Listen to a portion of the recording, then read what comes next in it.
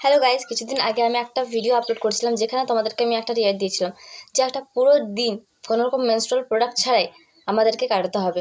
যেখানে normally answer আমার কাছে নাই এসেছে, কোনো রকম স্যানিটারি প্যাড ছাড়া কিন্তু আমরা একটা দিনও ম্যানেজ করতে পারি না। তো তোমরা ভাবো এটা কি জানো, এমন অনেক গ্রাম আছে যেখানে মেয়েরা পুরোনো কাপড় ব্যবহার করে, কারণ তারা বাধ্য হয়, কারণ সেখানে দূর দূর অবধি কোনো রকম প্যাড অ্যাভেলেবেলই থাকে না। এসব মানুষদের সাহায্য করার জন্য এভারটিন একটা উদ্যোগ নিয়েছে, যেখানে এভারটিন সেসব গ্রামদের অ্যাডপ্ট করবেন যেখানে কোনো রকম প্যাড অ্যাভেলেবেল নয়।